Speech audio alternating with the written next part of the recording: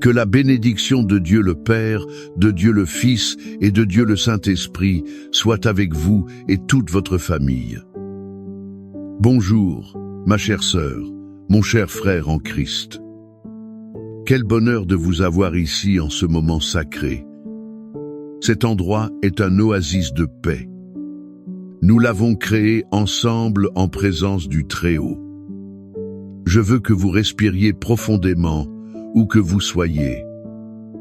Inspirez la paix de Dieu. Expirez toute l'anxiété et la préoccupation. Laissez partir toute l'angoisse qui pèse sur vos épaules. Expirez aussi tout ce qui pèse sur votre foyer. Sentez comme si le Seigneur posait maintenant sur vous un manteau. C'est un manteau lourd de gloire et de paix pour votre maison. Il éloigne toute peur et toute perturbation. Imaginez aussi qu'il pose sur votre front un sceau invisible. Il le pose aussi sur celui de votre conjoint et de chaque enfant. C'est le sceau de son Saint-Esprit. Ce sceau de protection divine déclare au monde spirituel: cette famille m'appartient. Personne ne touche mes oins. Dans cet environnement de sainteté et de protection, nous ouvrons nos cœurs. Nous clamons pour le projet original de Dieu, la famille. Au nom du Seigneur Jésus-Christ, nous nous levons en foi. Le pouvoir est en son nom. L'autorité nous a été donnée comme enfants de Dieu. Nous nous dressons contre toutes les forces des ténèbres. Elles ont tenté de s'infiltrer dans les foyers. Nous nous positionnons comme des sentinelles spirituelles sur nos maisons. Nous déclarons qu'aucune arme forgée contre notre famille ne prospérera. Père, au nom de Jésus, nous brisons maintenant toute flèche de discorde. Nous brisons toute parole de malédiction. Nous brisons tout esprit de division. Il fut lancé contre notre mariage. Il fut aussi lancé contre notre relation avec nos enfants. Nous annulons tout décret de l'enfer. Il visait à apporter la séparation, le divorce, la rébellion et la désunion. Nous déclarons que les murs de nos maisons sont marqués du sang de l'agneau. L'ange de la destruction ne peut pas entrer. Nous réprimandons et ordonnons à tout esprit de tromperie de se retirer. Nous ordonnons aussi à l'esprit de dépendance, de pornographie et de dépression de partir. Que l'esprit de maladie quitte maintenant notre lignée et notre maison. Nous brisons les chaînes des malédictions héréditaires. Nous brisons les schémas d'échec, de misère et de maladie. Ces schémas se répètent de génération en génération. Nous déclarons un temps nouveau. C'est un temps de bénédiction, de guérison et de restauration. Cela se fait par l'alliance que nous avons dans le sang de Jésus. Nous couvrons l'esprit, le cœur et la vie de chacun de nos enfants avec le sang précieux de Christ. Ils sont l'héritage du Seigneur. Nous te les consacrons, Père. La victoire sur le mal nous a déjà été donnée à la croix du Calvaire. Nous prenons possession de cette victoire pour notre famille aujourd'hui. Maintenant, je voudrais vous inviter à calmer votre cœur. Voyagez avec moi vers une des histoires les plus touchantes. C'est aussi une des plus profondes de toute l'Écriture. C'est une histoire qui révèle le cœur de notre Père céleste. Elle le fait d'une manière que peu d'autres histoires peuvent faire. Elle se trouve dans l'Évangile de Luc, au chapitre 15. C'est la parabole du Fils prodigue. Mais je préfère l'appeler la parabole du Père miséricordieux. Fermez vos yeux, si vous le pouvez. Visualisez la scène. Il y avait un père, un homme bon et riche. Il avait 2 fils. Le plus jeune impatient et plein de lui, vint voir son père. Il lui fit une demande. Dans cette culture, cela équivalait à souhaiter la mort de son propre père. Le fils dit, « Père, donne-moi la part d'héritage qui me revient. » Imaginez la douleur dans le cœur de ce père. Il ne discutait pas. Il ne se disputait pas. Le cœur brisé, il réunit les biens. Il divise sa richesse. Puis il remet au fils sa part. Le jeune homme, se sentant libre et puissant, rassemble tout. Il part pour une terre lointaine. Il regarde à peine en arrière. Là, loin des yeux et des valeurs de son père, il gaspille tout ce qu'il a. Il vit de manière imprudente et dissolue. Il cherche le bonheur dans les fêtes et les plaisirs momentanés. Il le cherche aussi dans des amitiés superficielles. Celle-ci ne dure qu'aussi longtemps que son argent. Mais l'argent vient à manquer. Et, comme si cela ne suffisait pas, une grande famine s'abat sur cette terre. Celui qui était autrefois riche et populaire se retrouve seul. Il est affamé et désespéré. Sa misère est si grande qu'il accepte le travail le plus humiliant pour un juif. C'est celui de prendre soin des porcs. La faim le tenaille tellement qu'il désire manger la nourriture des porcs. Mais personne ne lui donnait rien. Au fond du gouffre, au point le plus bas de son existence, quelque chose se produit. La Bible dit qu'il revint à lui-même. Il se souvint de la maison de son père. Il se rappela que même les plus humbles serviteurs de son père avaient du pain en abondance. Pendant ce temps, lui, le fils, périssait de faim. Et dans ce moment de lucidité, il prend une décision. Il dit, « Je me lèverai et j'irai vers mon père.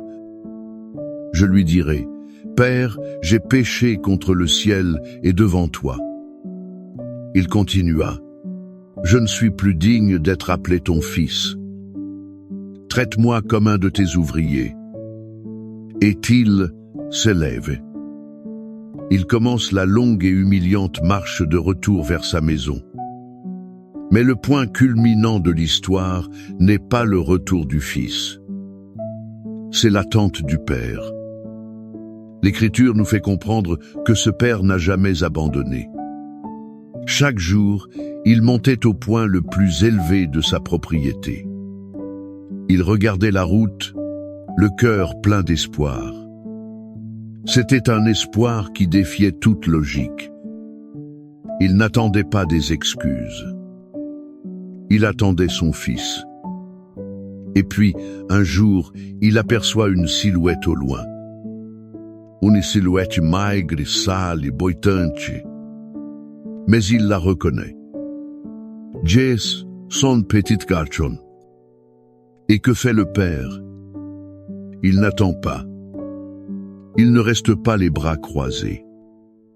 Il n'exige pas que le fils se traîne jusqu'à lui. Non. La Bible dit que, mu par une profonde compassion, le père courut. Un homme de position, un patriarche, courut. Ses vêtements volaient. Il ne se souciait pas de sa dignité. Il court, se jette au cou de son fils. Il le couvre de baisers. Le fils essaye de faire son discours répété « Père, j'ai péché ». Mais le père le laisse à peine finir. Il crie au serviteur « Apportez vite la meilleure robe et revêtez-le. Mettez un anneau à son doigt et des sandales à ses pieds. Amenez le veau gras et tuez-le. Mangeons et réjouissons-nous, car mon fils que voici était mort et il est revenu à la vie. Il était perdu et il est retrouvé. Voici l'image de notre Dieu. De cette histoire puissante, nous pouvons tirer des leçons. Elles sont un baume pour nos familles aujourd'hui. La première leçon est celle-ci. L'amour de Dieu pour nous ne dépend pas du comportement. Il ne dépend pas non plus de celui de nos proches. Le Père aimait son Fils quand il était à la maison. Il l'aimait quand il partait. Il l'aimait quand il était dans la boue de la porcherie. Il l'aimait aussi quand il est revenu. Son amour est inconditionnel. Vous qui êtes père, vous qui êtes mère, qui pleurez un fils égaré. Comprenez ceci, l'amour du Père Céleste pour lui est encore plus grand que le vôtre. Et cet amour est la force magnétique qui peut le ramener. Ne cessez pas d'aimer. Ne cessez pas de prier. La deuxième leçon vitale est qu'il y a toujours un chemin de retour.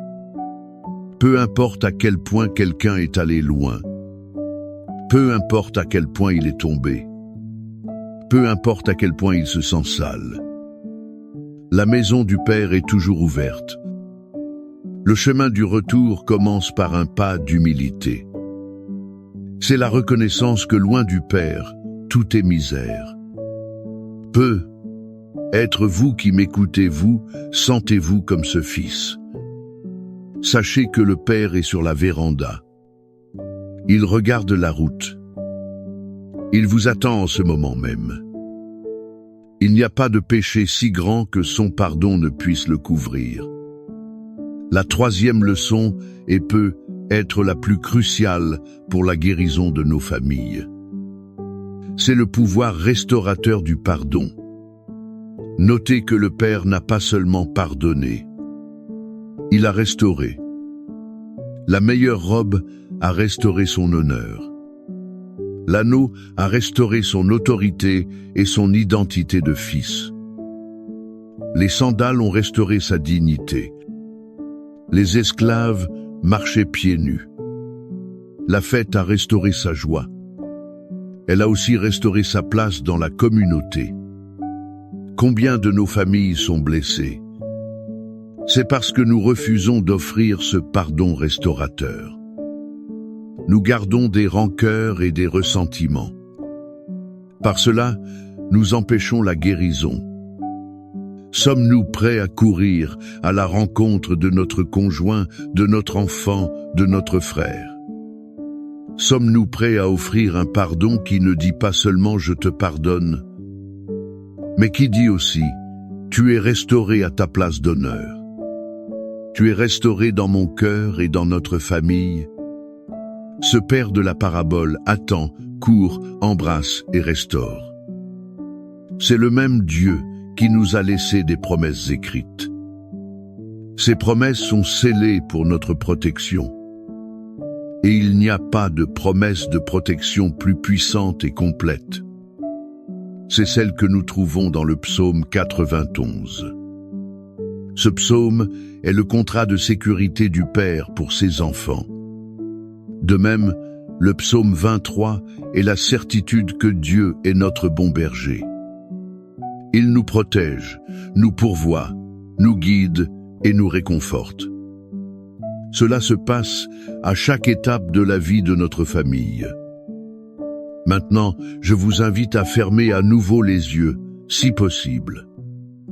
Laissez de côté toutes les distractions. N'écoutez pas ces mots comme une simple poésie ancienne. Recevez-les comme un décret prophétique de Dieu sur votre vie. C'est aussi un décret sur votre maison. Respirez profondément. Prenez possession de chaque verset. Celui qui demeure sous l'abri du Très-Haut repose à l'ombre du Tout-Puissant. Je dis à l'Éternel, mon refuge et ma forteresse, mon Dieu en qui je me confie. Car c'est lui qui te délivre du filet de l'oiseleur. Il te délivre aussi de la peste pernicieuse. Il te couvrira de ses plumes. Tu te réfugieras sous ses ailes. Sa vérité est un bouclier et une cuirasse. Tu ne craindras ni les terreurs de la nuit, ni la flèche qui vole de jour, ni la peste qui marche dans les ténèbres, ni la destruction qui ravage en plein midi. 1000 tomberont à ton côté et 10 000 à ta droite, mais le mal n'atteindra pas ta personne. De tes yeux seulement tu regarderas. Tu verras la rétribution des méchants. Car tu es mon refuge, ô Éternel. Tu as fait du Très-Haut ta demeure. Aucun malheur ne t'arrivera. Aucun fléau n'approchera de ta tente. Car il donnera ordre à ses anges à ton sujet. Ils te garderont dans toutes tes voies. Ils te porteront sur leurs mains. Ainsi, ton pied ne heurtera aucune pierre. Tu marcheras sur le lion et sur l'aspic. Tu fouleras le lionceau et le dragon. Puisqu'il m'aime, je le délivrerai. Je le protégerai, car il connaît mon nom. Il m'invoquera et je lui répondrai. Je serai avec lui dans la détresse. Je le délivrerai et je le glorifierai. Je le rassasierai de longs jours et je lui ferai voir mon salut. Père bien-aimé, l'image de ton étreinte restauratrice est dans notre esprit. La promesse inébranlable du psaume 91 résonne dans nos cœurs. Nous nous approchons de ton trône de grâce avec confiance. Nous te remercions car tu n'es pas un Dieu distant. Tu es un Père qui court à notre rencontre. Et c'est au nom de cet amour que nous intercédons maintenant. Nous intercédons spécifiquement pour nos familles. Seigneur, nous plaçons devant toi chaque fils et chaque fille. Comme le fils prodigue, ils se sont éloignés de la maison. Ils se sont éloignés de tes chemins. Où qu'ils soient, Père, nous te demandons que ton Saint-Esprit les atteigne, qu'ils reviennent à eux-mêmes, qu'ils se souviennent de l'amour et de la sécurité du foyer. Crée en eux un ardent désir insupportable de ton étreinte. Garde-les de tout mal, des mauvaises compagnies, des accidents, des dépendances. Nous les déclarons couverts par le sang de Jésus. Nous prophétisons leur retour à la maison. Qu'ils reviennent dans tes bras. Nous prions aussi, Seigneur, pour les mariages en crise. Là où il y a le silence, qu'il y ait le dialogue. Là où il y a la rancœur, qu'il y ait le baume du pardon. Là où il y a la froideur, que le feu du premier amour soit rallumé. Nous brisons tout plan de divorce. Nous déclarons que ce que Dieu a uni, l'homme ne peut le séparer. Restaure la complicité, le respect et l'amour dans les foyers, Père. Nous clamons pour la réconciliation au sein des familles. Nous brisons les murs d'orgueil et de manque de pardon. Cela concerne les parents et les enfants, les frères et sœurs. Guéris les blessures du passé. Guéris les paroles dures qui furent dites. Guéris les attitudes qui ont causé de la douleur. Que ta paix, qui surpasse toute intelligence, inonde chaque cœur. Qu'elle promeuve l'unité. Et parce que tu es notre berger, le psaume 23 nous garantit que rien ne nous manquera. Nous prions pour la provision dans chaque foyer. Ouvre les portes de l'emploi. Multiplie les ressources. Honore la fidélité dans les dîmes et les offrandes. Que le pain ne manque jamais à table. Qu'il y ait toujours assez pour vivre dignement. Et aussi pour bénir les autres. Et enfin, Seigneur, nous étendons nos mains en prière. Nous te demandons la guérison. La guérison physique sur tout corps malade. Cela va d'un simple malaise aux maladies les plus graves. Nous déclarons ta vertu guérissante sur chaque cellule. Et nous demandons la guérison de l'âme. La guérison des émotions blessées, de l'anxiété. La guérison de la dépression et de la peur. Que ta joie soit notre force. En ce moment, je veux vous inviter à un acte de foi. Écrivez ici dans les commentaires le nom de votre famille. Écrivez votre demande spécifique. Écrivez le nom de l'enfant pour lequel vous criez. Écrivez la situation dans votre mariage qui a besoin d'un miracle. Créons une chaîne de prière. Unissons notre foi comme une grande famille spirituelle. Nous croyons que notre Père nous écoute et agit en notre faveur. Que la paix du Seigneur, conquise à la croix, garde votre cœur. Elle surpasse toute intelligence humaine. Qu'elle garde aussi votre esprit en Christ Jésus. Que l'espérance soit l'encre de votre âme au milieu de toute tempête. Ce n'est pas une espérance vague, mais une espérance vive. Elle est dans la puissance de Dieu. Allez en paix. Sachez que vous et votre famille êtes sous le manteau de la protection divine. Rappelez-vous toujours, le Père est sur la véranda. Ses yeux sont sur la route. Son cœur aspire au moment de courir à votre rencontre. Il aspire aussi à celle de vos proches pour célébrer la restauration. Recevez cette bénédiction et cette victoire pour votre foyer. C'est au nom du Père, du Fils et du Saint-Esprit. Amen.